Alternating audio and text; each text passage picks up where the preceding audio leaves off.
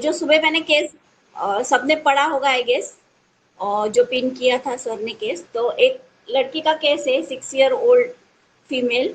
और जो मेरे पास एक कलीग ने भेजा था, और पेरेंट्स वो मिडिल एज अराउंड, जो उसकी मदर थी, शी इज नियर अबाउट 38, और फादर है जो 44 ईयर्स के हैं।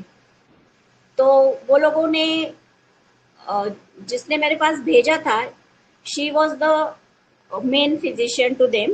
और उन्होंने हिस्ट्री में लिखा है कि उनके पहली बार 3-4 बार एबॉर्शंस हुए थे रिकरेंटली, और फिर वो कोई सोल्यूशन नहीं मिला था, ना उसका कुछ डायग्नोसिस हो पा रहा था। 3rd-4th मंथ में एबॉर्शन हो गए थे। और फिर उसके बाद उन्होंने एक आयुर्वेदिक ट्रीटमेंट किया इनसे, जो मेरी कलीग है आयुर्वेदिक, वो बस्ती वगैरह सब करा के फिर जो 6th टाइम उनको जो प्रेगनेंसी रही, that she could continue the pregnancy. और वो उस टाइम उन्होंने सिर्फ आयुर्वेदिक ट्रीटमेंट जैसा उन्होंने बताया उस हिसाब से उन्होंने कंटिन्यू किया।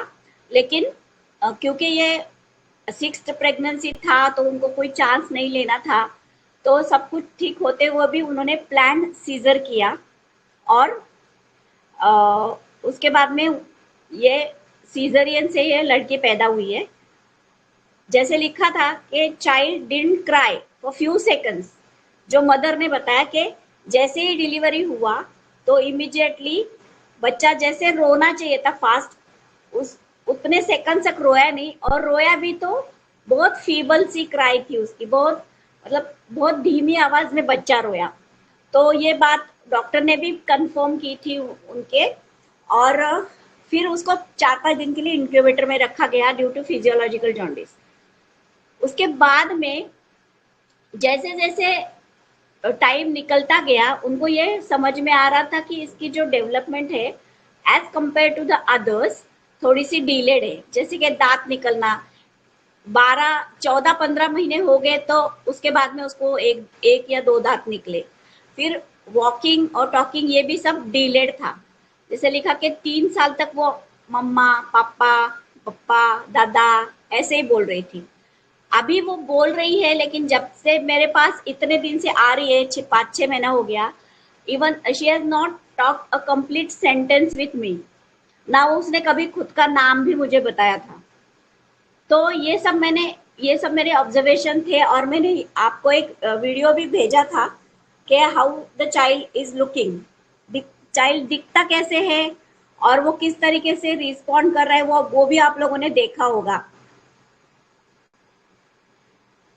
तो ये सब देख के जो रूब्रिक्स लिए थे, सबने अच्छी तरीके से रूब्रिक लिए हैं कि क्लिंकिंग है वो, मदर के आपने देखा होगा कि वो पापा के गोदी में बैठी है, जहाँ हालांकि वो 6 साल की बेटी है, 6 साल की, 1 या 2-3 साल की नहीं है, वो पूरे 6 साल कंप्लीट, अभी 7वां उसको चल रहा है, फिर भी वो पापा के गोदी में बैठी है। फिर उसको बताया कि कैरी डिजायर, वो ये रूब्रिक भी सब लोगों ने अच्छे से लिया है। फिजिकल जनरल लेने में कोई दिक्कत थी ही नहीं। लेकिन ये प्रेशियस चाइल्ड, ये जो मैंने मेंशन किया, इसका बताने का ये मतलब था कि प्रेशियस क्यों है, क्योंकि इतनी बार एबॉर्शन होने के बाद में ये लेडी कंसीव हुई, उसके बाद में the child is precious to parents also. और वो हमेशा उसको कोई भी चीज ट्रीट करवाने में वो उसको खुद भी उसको प्रेशियस मतलब ट्रीट कराते हैं। लाइक किसी भी चीज में, जैसे मैंने पूछा अभी इसके बाद में भी जो भी हिस्ट्री थी कि रेमेडी में अराइव होने से पहले अगर कैलकेरिया है भी, तो भी क्यों हम लोग सोचे कि ये कैलकेरिया हो सकता है। apart from the physicals, apart from the delayed this thing, apart from everything, why the child should be Calcarea.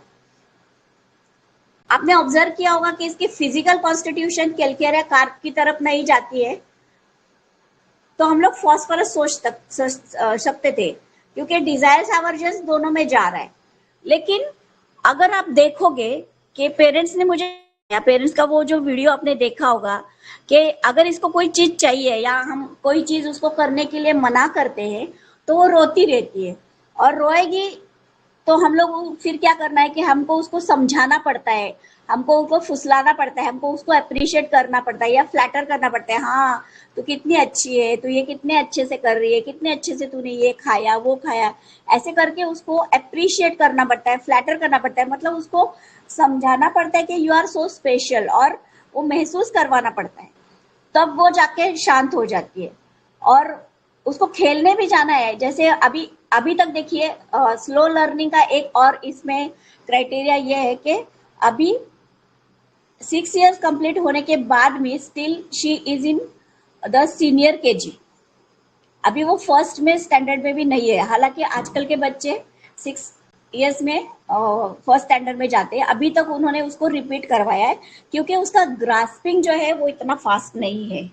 वो स्कूल भेजते हैं तो जाती है, लेकिन वो दिल से जाना नहीं चाहती, और जाती भी है तो वो सिर्फ वहां पे बैठेगी, सबको ऑब्जर्व करती रहेगी, और वो टीचर कुछ सिखाते हैं तो वो उनकी तरफ स्टेयर करती है, जैसे कि आपने देखा होगा कि जो मम्मी मुझे बता रही थी उस टाइम वो मम्मी की तरफ देख रही थी। तो टीचर्स भी ऐसे कुछ बोलते हैं या पूछते हैं या पोएम्स बताते हैं तो वो सिर्फ स्टेयर करेगी, उनकी तरफ देखेगी, ना वो कुछ लिखने की कोशिश करती थी, ना पढ़ने की, ना बताने की।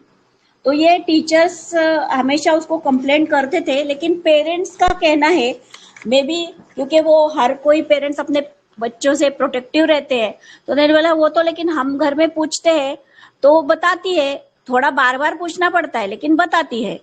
तो लेकिन फिर मैंने बोला कि फिर ऐसे टीचर्स तो झूठ तो नहीं बोलेगी, तो बोलती नहीं वो टीचर्स, इसने हमको पूछने से बताया कि टीचर्स ना मेरे को मारती है।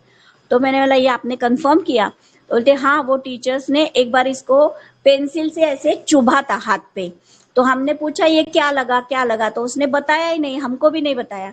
फिर बहुत पूछने के बाद उसने बताया कि टीचर्स ने ये किया है। तो वो अपने पेरेंट्स जो है वो अपने बच्चे की तरफ बहुत ज्यादा प्रोटेक्टिव है, और वो अपने बच्चे को भी उतना प्रोटेक्टिव फील कराते हैं या उसको एक्सक्लूसिव फील कराते हैं। ये भी मुझे ऐसा मतलब मुझे भी ये मेरा भी ऑब्जर्वेशन था। या कभी वो खेलने उसको गार्डन में लेके जाते हैं तो वो बाकी बच्चों को खेलते हुए देखती है, लेकिन वो खुद या झूले पे बैठ के झूलेगी, मम्मी को झुलवाने के लिए बोलेगी, और बाकी बच्चे जो से दौड़ते भागते वैसे खेलते उनको देखेगी। हालांकि उसको फिजिकल कोई प्रॉब्लम नहीं है, लेकिन वो खेलती नहीं है उनमें जाके। तो ये सब है कि हर टाइम मम्मी को उसके साथ में रहना पड़ता है।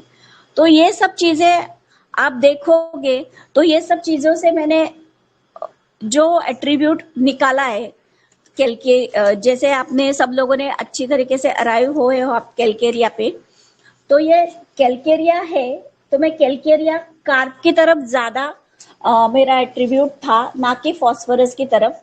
Not because of the physical, बस एक ही था कि वो फेयर फ्लैट या फ्लैबी नहीं है, लेकिन जिस तरीके का प्रोटेक्शन चाहिए बच्चे को अपनी मदर से अपनी फैमिली से, वो रहता है ना कैलकेरिया का, वॉन्ट्स टू बी प्रोटेक्टेड।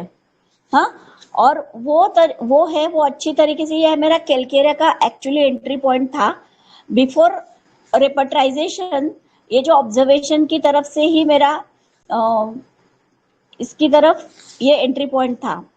तो बेसिकली बच्चा जो है वो एक डिफेंस मैकेनिज्म की तरह अपने पेरेंट्स को अपने आसपास रखना चाहता है। घर में भी अगर वो होती है तो भी उसको मम्मी चाहिए पास में, या अगर बैठती है तो वो नीचे नहीं बैठेगी या सोफे पे नहीं बैठेगी, वो गोदी पे बैठेगी। तो हर टाइम वो क्लिंकिंग है। तो सबने वो लिया ना, कैरिड डिजायर टू बी, अगर वो बीमार है तो भी उसको गोदी पे बैठना है। तो ये सब करके ऑब्जर्व करके मैंने दिया। एवरीबडी वाज राइट कि मैंने कैलकेरिया ही दिया है, Calcarea carp, that was my prescription. And Calcarea carp देने के बाद में आई वाज ऑब्जर्विंग फॉर मैंने 3 डोज दिए थे कैलकेरिया कार्प 200 के 3 doses and followed by SL. और फिर मैंने उनको बोला कि आप मेरे को एक 15 दिन के बाद आके बताओ। 15 दिन में वो आए तो उन्होंने बोला कि वो उसका जो रात का स्नफिंग है, जो नोज स्नफिंग है, वो थोड़ा सा कम हो गया है, लेकिन जैसे वो 2-4 दिन में एक बार होता ही है, पहले होता था, डेली बैठना पड़ता था लेके, लेकिन अभी ऐसा हो गया कि 2-4 दिन में एक बार तो उसको वो हो रहा है, मतलब अभी पूरी तरीके से ठीक नहीं है। तो मैंने फिर उसको कैलकेरिया का 1 के डोज देके फिर उनको 15 दिन के बाद बुलाया, बिकॉज थोड़ा तो फायदा उससे हो रहा था। लेकिन जब मैं उस टाइम के बाद में मैं यहाँ पे जो हमारा सेमिनार हुआ था डॉक्टर प्रदीप कुमार सर के वहाँ पे, तो मैंने देखा कि बहुत सारे केसेस में अगर हम रेमेडी करेक्ट भी है, हम लोग जा रहे हैं, लेकिन जो रिजल्ट हमको अच्छी तरीके से दिखना चाहिए, जैसे कि हम लोग सिर्फ क्लासिकली में हम लोग 2-3 डोज देते हैं, फिर वेट एंड वॉच करते हैं, तो सर को मैंने देखा कि वो मेडिसिन जो भी उनको लगती है वो वाटर डोज में मिनिमम और विथ रिपीटेशंस देते हैं। तो मैंने ये डिसाइड किया कि मैं भी ये करूँगी, और फिर मैंने कैलकेरिया कार्ब अपने कैलकेरिया कार्ब को मैंने 0/1 में शिफ्ट किया। कैलकेरिया कार्ब 0/1 दे के मैंने उनको फिर डेली 3 टाइम्स देने के लिए बोला, और फिर उसके बाद में मैंने उनको ये 15 दिन के लिए दिया। तो 15 दिन के बाद मैंने उनको फिर बोला कि आप आओ 15 दिन में। तो फिर मैंने Calcarea carb 0/1 1 globule in 100 ml of water dissolved and 10 strokes TDS मैंने उनको दिया फॉर 15 days। और आप सर वो वीडियो भी शेयर कर देना जो बाद वाला है। तो उसके बाद में आप देखोगे कि पेशेंट में काफी सारा चेंजेस मेरे को दिखाई दिया। और फिर मैंने वो 15 दिन के लिए दिया था, लेकिन 15 दिन के बाद में जैसा कि आपने देखा होगा कि पहली वीडियो में पेशेंट बैठा हुआ है सिर्फ माँ के गोदी, पण लगेच रागवलं ना, समजा तुम्ही काही कन्व्हिन्स केलं, समजावून सांगितलं तर नाही, लगेच नाही, रडतच राहणार. दुर्लक्ष केलं ना थोडस, मग तिला समजतं की आता यांनी दुर्लक्ष केलंय, मग गप्प राहते. किंवा कॉमिक करावं लागेल, कॉमिक काहीतरी म्हणजे लाडाने घ्यावं लागतं. हाँ, मग असं आज केलं, आज चपाती भाजी बरोबर खाल्ली, मग हेच केलं, मग तेच केलं. बैठा हुआ है सिर्फ माँ के गोदी में, इतनी बार मेरे साथ में आया है, मैं मीठी गोलियां देती हूँ, वो उसको पसंद भी है, वो खा भी लेती है, लेकिन she was not interactive to me. वो और बैठती थी, सिर्फ देखेगी मेरी मुंह की तरफ, मैं कुछ पूछती हूँ, हंस के भी बोलती हूँ, कुछ भी करती हूँ, तो भी वो इतना रिप्लाई नहीं कर रही थी। इसमें जैसे मैंने पहले 200 दिया, फिर 1M दिया, तो इसमें 2 महीने तो गए थे मेरे, क्योंकि मैंने बीच में 15-15 दिन में बुलाया था उनको। लेकिन जैसे मैंने ये देखा कि हाँ, I should, if I am confident about this medicine, I am confirm about this medicine, instead of changing to other thing, I should go for the repetition of this medicine with the 50 मिलीसिमल। और फिर मैंने Calcarea 0/1 दिया, और उसके बाद में अगर आप देखते हो ये वीडियो, आप ओपन करके देखो, तो इसमें आपको दिखाई देगा कि पेशेंट में कितना चेंजेस आया है। मैंने वो जो मैं इंस्ट्रक्शन दे रही थी पहले, मदर की ये भी शिकायत थी कि उसको कोई भी चीज बताते हैं तो उसको बार बार बोलना पड़ता है, वो एक बार में बोल के उसको समझ में नहीं आता। इसका मतलब है उसके ग्रास्पिंग जो है वो डिलेड है। तो डिलेड तो हर चीज में वो थी ही और है ही, वो तो दिखाई दे रहा है अगर आप शुरू से देखते हो। कर बरोबर, हाँ कर चालू, हाँ व्हेरी गुड। आता बस खाली बस, तो फोटो काढू, एक काढू का फोटो? मांडी घासरा, मांडी घासून बघ माझ्याकडे, हास नाही नाही। तो इसका अगर मायाजमेटिक एनालिसिस भी हम करते हैं तो कैलकेरिया में तीनों मायाजम्स होते हैं। Calcarea is tri miasmatic, it's not purely psoric, वो साइकोटिक भी है, सिफिलिटिक भी है। आप जो सिम्टम्स दिखते हैं वो सब उसमें दिखाई देते हैं तीनों मायाजम्स के। तो सोरा का इनसिक्योरिटी भी है उसमें, और जो weakness of mind and body रहता है वो भी है। उसका जो डिफेंसिव मैकेनिज्म मतलब रहता है, protection want, to be need support from the parents और द फैमिली, ये एक सोरिक ट्रेंड रहता है वो है, या क्लिंकिंग होता है उसमें, ये सोरा में आता है, क्लिंकिंग टू द पेरेंट्स, ये सब सोरा में आता है। तो ये एक सोरिक ट्रेंड अगर आप मतलब एनालिटिकली आप मायाज्म की तरफ से भी इसको एनालाइज करो तो साइकोटिक इतना ज्यादा नहीं है इसमें, क्योंकि एक बच्ची है तो बाकी सब जो एक्सक्लूसिव जो इगोइज्म या ऐसा कुछ नहीं, सिर्फ ऑब्स्टिनसी है, इसको हम लोग साइकोसिस में एनालाइज कर सकते हैं। लेकिन सिफिलिटिक ट्रेंड अगर हम लोग इसमें देते कि इसमें क्या है कि डिजायर टू सर्वाइव, अगर आप बर्थ हिस्ट्री इसकी देखोगे तो पहले जैसे हिस्ट्री है उनकी जो 4-5 अबॉर्शन के बाद में ये जो कंसीव हुआ है वो भी बहुत सारा ट्रीटमेंट लेके इसको कंसीव हुआ है, ठीक है। और कंसीव डिलीवरी होने के बाद में मतलब सीजरियन होने के बाद में भी ये बच्ची जो है कुछ सेकंड तक रोई नहीं है, और इसके बाद में रोई भी तो भी बहुत फीबली, मतलब जिंदा रहने के लिए भी शुरू में उसको स्ट्रगल करना पड़ा। तो ये सब चीजें होती है, ये सिफिलिटिक ट्रेंड की जो में जाता है ये प्रोसेस के अपनी सर्वाइवल के लिए भी स्ट्रगल करना, और ये कैलकेरिया में है। तो I was very much sure about my prescription of calcarea, and I appreciate everybody's arriving the calcarea or choosing the calcarea remedy rightly। लेकिन यहाँ पे सिर्फ मेरा फोकस ये था कि अगर भी हम करेक्टली रेमेडी पे जाते भी है तो भी अगर हमारा पोटेंसी सिलेक्शन और रिपीटेशन और ये अगर प्रॉपर नहीं, मतलब पोसोलॉजिकली अगर हम लोग कम पढ़ते हैं तो भी हमको रिजल्ट आने में थोड़ा सा टाइम लग सकता है। तो after giving Calcarea carb 0/1 100 ml 0/1 1 globule dissolved in 100 ml water and TDS for 15 days। आप इस लड़की में जो चेंजेस आप सेकंड वीडियो में देखोगे उसके फेशियल एक्सप्रेशंस में भी आपको चेंज समझ में आ जाएंगे। And the major thing which for the complaint, जो जिस कंप्लेंट के लिए वो आई थी उसमें बहुत ज्यादा रिलीफ हुआ उसको। जैसे उसका नोज स्नफिंग बंद हो गया, वो रात को अच्छे से सो रही थी और वो रोना बंद हो गया, और जो मदर को जो उसको पैरों पे मतलब रात को लेके बैठना ही पड़ता था ताकि वो सो जाए, और एक बार अच्छे से नींद आ जाएगी तो धीरे से उसको नीचे सुला सकते थे, लेकिन फिर वो पहले के 4-5 घंटे वो मदर को लेके ही बैठना पड़ता था और वो किसी और को अलाउ भी नहीं करती थी। तो वो सब चीजें काफी उसको ठीक हो गया। यहाँ पे जो मैंने रूब्रिक्स लिए थे सबने भी यही लिए हैं कि carried, desire to be carried, development of child arrested, then dullness of children, flattered desire to be, जैसे उसको बोलना पड़ता है ना कि तुमने बहुत अच्छा किया, तुम बहुत अच्छी लड़की हो, ये सब बोलना पड़ता था।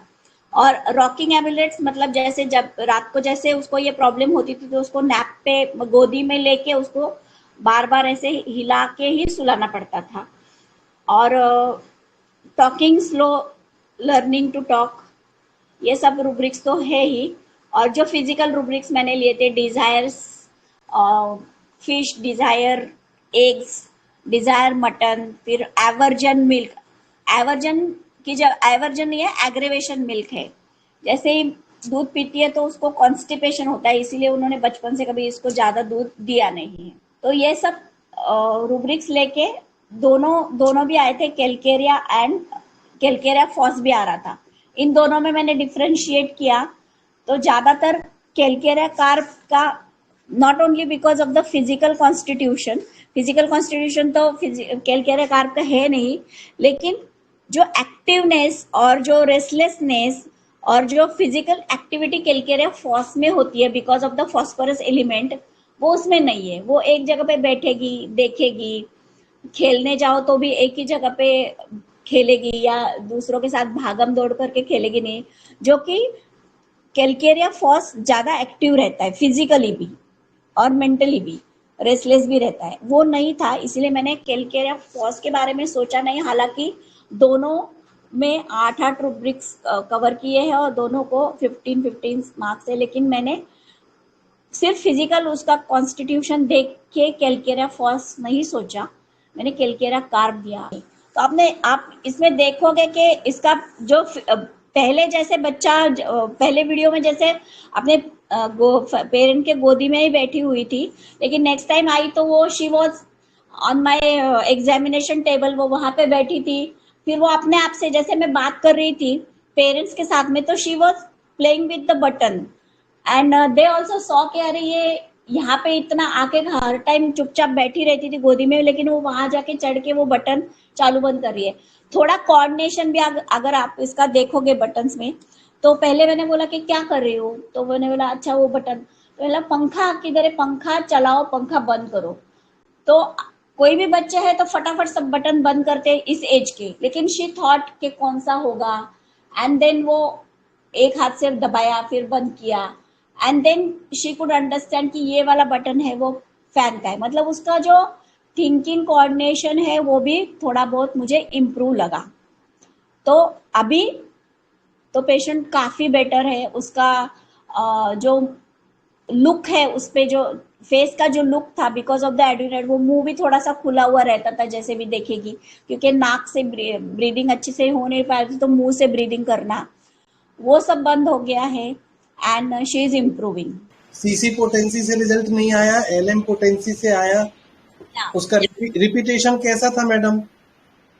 मैंने कैलकेरिया 0/1 इन 100 ml बॉटल, उसको 10 स्ट्रोक देके every time 5 ml in half cup of water TDS, ऐसे 15 दिन के लिए दिया।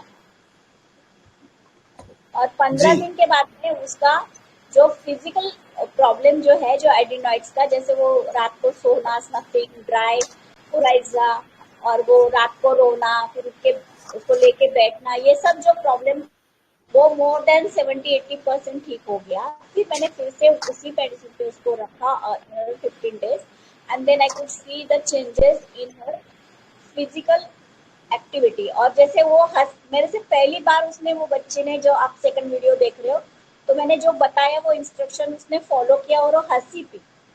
Otherwise every time when she visited to my clinic, मैं कुछ भी बात करती हूँ, मैं मीठी पिल्स भी उसको खाने के लिए देती हूँ, but she was not giving me that gesture. तो वो बदलाव मुझे उसमें अच्छे तरीके से दिखा, और अभी तो वो काफी बेटर है। ये तो अभी 15 दिन पहले की बात है। मैंने ये जो लास्ट हमारा ये हुआ था सेशन पूना में, तो उस टाइम ही मैंने उसको कैलकेरिया दिया, तो अभी 1 महीना में ही उसको अच्छे तरीके से रिजल्ट। बढ़िया, थैंक यू। कोई क्वेश्चन है मेंबर्स के तो प्लीज पूछ लीजिए। तो हम लोग जो सोचते हैं, हम लोग रेमेडी पे करेक्ट जाते हैं, या किसी भी मेथोडोलॉजी आप फॉलो करो, या माइंड मेथड करो, या आप क्लासिकल कर रहे हो, या फिर आप प्रिडिक्टिव करो, जो भी आप कर रहे हो, अगर आपका डिसीजन, आपका एनालिसिस अच्छी तरीके से है, आप टोटलिटी आपकी क्लियर है, लेकिन आप कहीं पे अटक रहे हो, तो आपको ये देखना भी पड़ेगा कि हम लोग जो प्रिंसिपल्स है वो आप किस तरीके से फॉलो करते हो। प्रिस्क्राइबिंग मेथोडोलॉजी भी बहुत ज़्यादा इम्पोर्टेंट होती है, सिर्फ रेमेडी सिलेक्शन ही इम्पोर्टेंट नहीं होता है। ये मैंने वहाँ पे जाके सीखा है, क्योंकि बहुत बारी हम लोगों से ये होता था कि हम लोग तो रेमेडी दे रहे हैं लेकिन उसका रिजल्ट क्यों नहीं आ रहा, तो हम लोग सोचते थे कुछ माइजमेटिक ब्लॉक होगा, हम लोग एंटी माइजमेटिक भी देते थे। लेकिन जब मैं सर के पास से अटेंड की, तो सर ने भी ये बोला कि हर रेमेडी एक मल्टी माइजमेटिक रेमेडी होती है, तो ये जो एंगल है माइजमेटिक रेमेडी है, ये अलग से कोई कंपार्टमेंट मैं नहीं मानता, मैं उसको फॉलो नहीं करता हूँ। मैं हर रेमेडी में माइजम देखता हूँ, और जो मुझे उसमें दिखता है physical ascertainable, mental ascertainable, constitution, उस हिसाब से मैं प्रिस्क्राइब करता हूँ। तो अगर आपको ये लग रहा है कि फिजिकल मेंटल कैलकेरिया में है, तो कैलकेरिया ही उसकी रेमेडी है, और कैलकेरिया ही उसको हर बीमारी को ठीक करेगा, चाहे उसकी सर्दी खांसी हो, चाहे उसका कैंसर हो। तो ये सब चीज़ें थोड़ा, मतलब उस टाइम जब 1 साल हो गया जब हम लोग वहाँ पे क्लिनिकल ट्रेनिंग में जाके आए आगरा, उसके बाद में मैंने बहुत सारे हमारे प्रिस्क्राइबिंग मेथोडोलॉजी में ही चेंज किया। मैंने लास्ट सेशन में भी बताया था, जो तुझे प्रणाम में हुआ था मेरा अप्रैल में, उस टाइम भी मैंने जो केस सोरियासिस का देखा, ये किया था, शेयर किया था, वो भी आपने देखा होगा कि उसमें भी मैंने कैसे स्टक हुई थी नाट्रम में। और फिर मैंने जैसे ही मेडिसिन 50 मिलीसीमल में विद रिपीटेशन दिया, and I got miraculous result with all the eruptions, psoriatic eruptions vanished within 1 and 2 months. And the child is now, at present, the child is totally out of the psoriasis. तो ये सब चीजें faster हम लोगों ने, पहले मेरे पास आया तो मैंने लगा इसको टाइम लगेगा, तुमको 3-4 साल से है तो थोड़ा टाइम लगेगा, तुमको पेशेंस रखना पड़ेगा। एंड दैट कंसेप्ट हम लोगों का होता है। स्किन के प्रॉब्लम्स में भी हम लोग बोलते हैं इसको टाइम लगता है, थोड़ा आपको ये धीरे धीरे निकलेगा, पूरा इंटरनल क्लींजिंग होता है, ये सब हम बताते हैं। लेकिन वहां जाके फास्ट रिजल्ट कैसे मिलते हैं कोई भी केस में, वो हमने देखा, क्योंकि हमारा पोसोलॉजी में ही हम लोग भी क्या, उसमें हम लोगों का सबका जो है अलग अलग फंडे है, या अलग अलग अपना एक एक्सपीरियंस है, या हम लोग किसी को फॉलो करते हैं तो हम लोग उसी को फॉलो करते जाते हैं। तो थोड़ा ओपन माइंडेड हमको होना चाहिए। हम कोई उसके अच्छे रिजल्ट दिखा रहा है तो वो हमको भी ट्राई करने चाहिए। और हम लोगों ने यहाँ पे ट्राई किया, मतलब मैं अभी 1 साल से ज़्यादा हो गया होगा, हम लोगों ने हमारा प्रैक्टिस जो है वो ग्लोब्यूल से 70% तक ग्लोब्यूल से हटाया है। मतलब मैं सिर्फ एसएल देने के लिए, जो क्योंकि पहले से देते हैं तो लोगों को कुछ तो गोली दिया है, तो मैं एसएल का बॉटल देती हूँ उनको हमेशा, पहले जैसे देती थी वो। और लेकिन मैक्सिमम हमने वाटर डोज पर ही अपना प्रैक्टिस, चाहे एक्यूट हो चाहे क्रॉनिक हो, सब में हम लोग वाटर डोज ही यूज करते हैं, और एक्सलेंट रिजल्ट एक्यूट में भी हमको मिल रहे हैं। और हाँ बिल्कुल। माँ तुझे प्रणाम का ये आखिरी से इस सेशन का आखिरी क्लास था, तो आप सभी को धन्यवाद जो एचएसएस टीम के साथ आप थे। सभी मेंटर्स को धन्यवाद जिन्होंने अपना कीमती समय और अच्छे अच्छे चुन के केस प्रेजेंट किए। Again gratitude madam. हाँ कुछ बोल। Hello, doctors. For those who are new to the mind method or are into GP practice but want to start homeopathic practice, HSH is bringing you a basic course of applied mind method. The basic course starts in January, where we will teach you rubric selection, common version of patients, daily used rubrics and remedies, entry point of those remedies, confirmatory questions of remedies. You will get recording of these sessions for 3 months. This course will enable you to start your practice independently. You can enroll for our program. This course will connect you to a group of mentors who are always ready to help you anytime you are stuck in your case. For more details, contact Dr. Ashok Avadhia. Phone number 9893805528. Thank you.